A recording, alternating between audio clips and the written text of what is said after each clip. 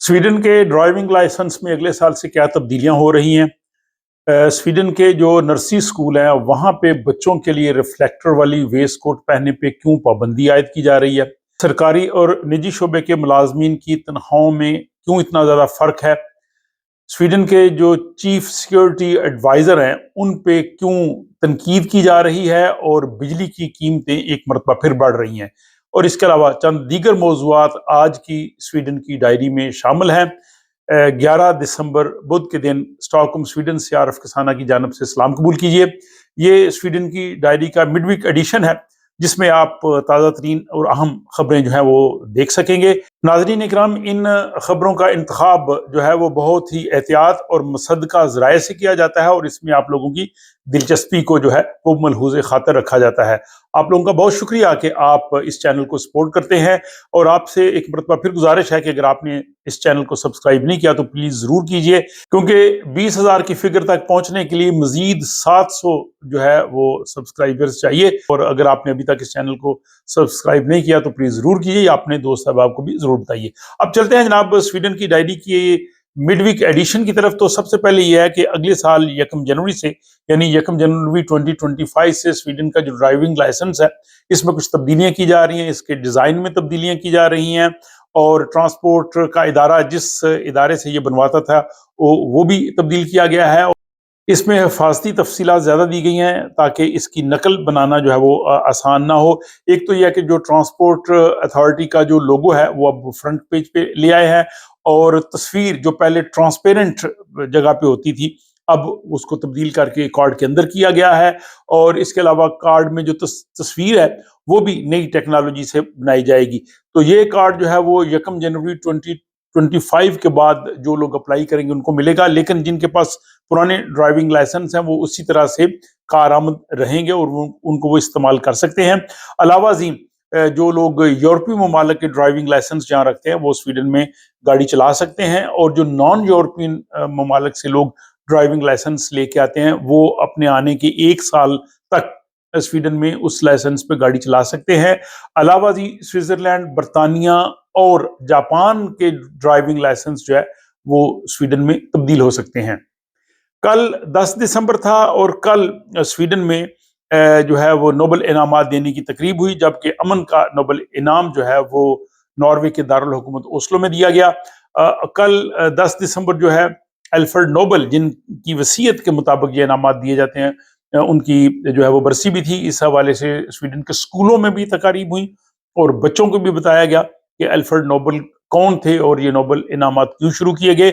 और आज लिटरेचर का नोबल इनाम हासिल करने वाली खातून हान खंग जिनका ताल्लुक कोरिया से है वो रिंकेबी लाइब्रेरी में उन्होंने बच्चों के साथ जो है वो दिन गुजारा। अमूमी तौर पे जो लिटरेचर का नोबल इनाम वाली शख्सियत है वो हर साल रिंकेबी के इलाके में जो है जिसमें ज़्यादातर तारकीन वतन के बच्चे हैं वहाँ वो लाइब्रेरी में जाते हैं और बच्चों के साथ वो मिलते हैं। तो ये नोबल इनामात के हवाले से जो है वो खबर थी। स्वीडन के जो नेशनल सिक्योरिटी चीफ हैं उन पे काफ़ी तनकीद हो रही है क्योंकि उन्होंने 2 बहुत बड़े कह लें कि ब्लंडर्स किए। एक ये कि जब वो 2022 में हंगरी के सफारतखाने में गए, जब स्वीडन जो है वो नेटो में जा रहा था और वहाँ अहम उन्होंने जो है मुज़ाकरात किए, उसके बाद वो अपना मोबाइल फ़ोन वहीं पे भूल के चले आए।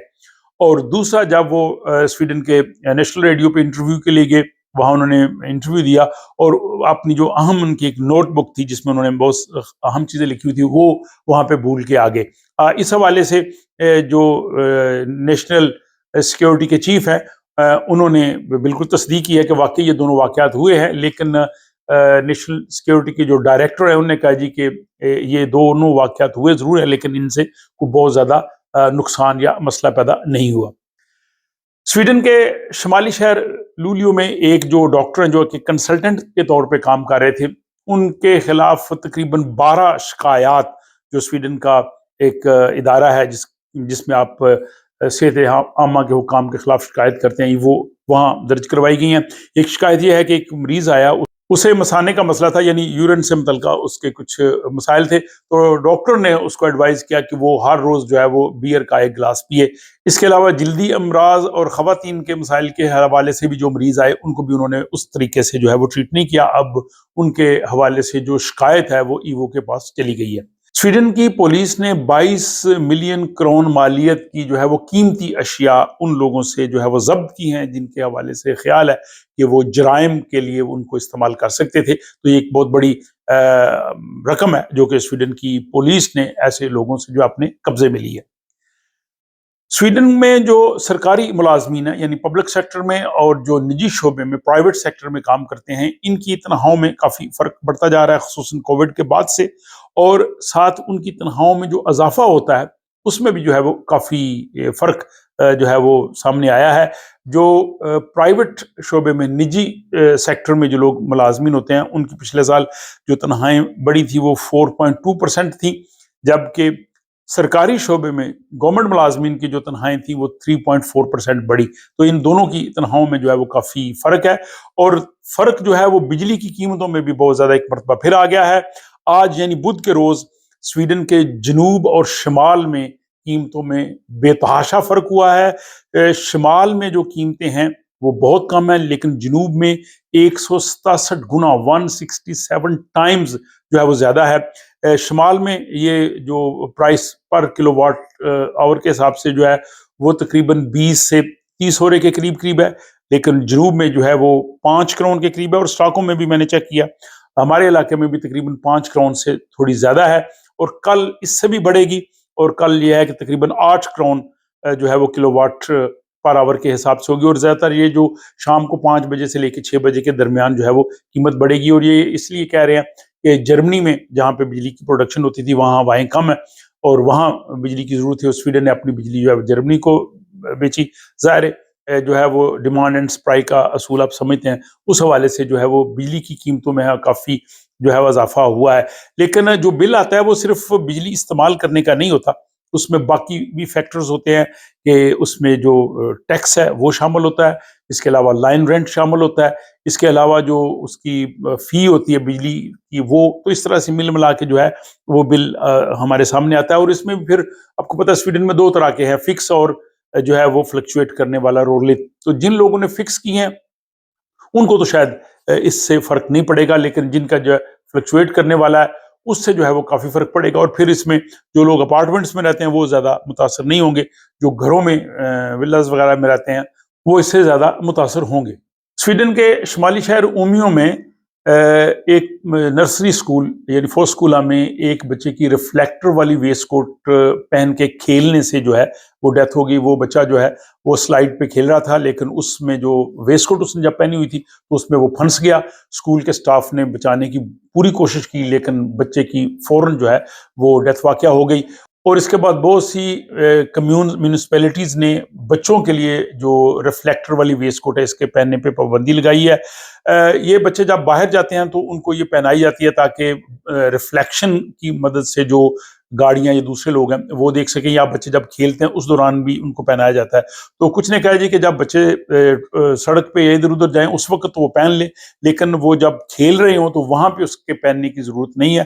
اب جو ہے وہ سویڈن کی کافی جو میونسپیلٹیز ہیں انہوں نے جو ہے وہ بچوں کے یہ ریفلیکٹر والی ویسٹ کوٹ پہننے پہ پابندی لگائی ہے۔ ان میں اسٹاک کی کمیون ہے، اسٹاک استاد، یوتیبوری استاد، آلنگسوس، دالید، اسکستونا، فالکن بیری اور فال شاپنگ، گوتلاند، جیولے، ہدنگے اور کالستاد ہے، لولیو ہے، سکارا ہے، خوفدے ہے، ادیوالا ہے، وارا ہے، اومول، یوتیبوری اور دیگر میونسپیلٹیز ہیں، کمیونز ہیں جنہوں نے بچوں کے جو ریفلیکٹر والی ویسٹ کوٹ ہے اس کے پہننے پہ جو ہے وہ پابندی عائد کی ہے۔ تو ناظرین، آپ جہاں اس ولاگ کو دیکھ رہے ہیں آپ بتائیے گا کہ آپ کی کمیون میں بھی جو ہے وہ بچوں کے اس ریفلیکٹر والی ویسٹ کوٹ پہننے پہ پابندی ہے یا نہیں، تو آپ کمنٹ باکس میں اپنی جو ہے وہ انفارمیشن دے سکتے ہیں۔ تو اگلی خبر یہ ہے کہ سویڈن کے فائنانس انسپیکٹر نے کھلارنا پہ جو ہے وہ 500 ملین کرون کا جرمانہ عائد کیا ہے۔ کھلارنا اپنے کسٹمرز کو جو ہے وہ ویزا کارڈز جاری کرتا ہے جس سے وہ خریداری وغیرہ بھی کر سکتے ہیں اور باقی بھی جو ہے وہ معاشی معاملات کو دیکھتا ہے. تو ان پہ یہ الزام ہے کہ انہوں نے جو ہے وہ کالے دھن کو جو ہے وہ صاف کیا ہے. اور اگلی خبر یہ ہے کہ سویڈن کے جو شہری ہیں وہ پڑھنے میں اور ریاضی یعنی میتھمیٹکس کے مسائل حل کرنے میں اور دوسری چیزوں کو سالو کرنے میں جو ہے وہ دنیا میں سر فہرست آئے ہیں. دنیا کے 31 ممالک یعنی 31 کنٹریز میں 16 سے 65 یعنی 16 to 65 ایج کے جو لوگ ہیں ان میں یہ ایک مقابلہ کروایا گیا. یہ ایک ادارہ ہے OECD, انہوں نے یہ ایک ٹیسٹ لیا اور اس میں جو ہے وہ سویڈن کے لوگ جو ہیں وہ انہوں نے 63% جو ہے وہ پڑھنے میں بہت اچھے تھے. سویڈن سے صرف فن لینڈ اور جاپان جو ہیں انہوں نے زیادہ بہتر نتائج دیے. لیکن اگر کاؤنٹنگ کی بات ہے, گنتی کی بات ہے, تو سویڈن جو ہے وہ سر فہرست تھا. اب اس میں یہ بھی دیکھا گیا ہے کہ جو سویڈن کے نیٹو باشندے ہیں جو یہاں پیدا ہوئے ہیں جن کی سویڈش مادری زبان ہے ان میں اور جو تارکین وطن ہیں ان کی جو ہے وہ صلاحیتوں میں فرق ہے. تو یہ جناب آج کی سویڈن کی ڈائری تھی مڈ ویک ایڈیشن, جس میں آپ نے اہم خبریں, رپورٹ اور یہاں کے حالات حاضرہ سے آگاہی حاصل کی.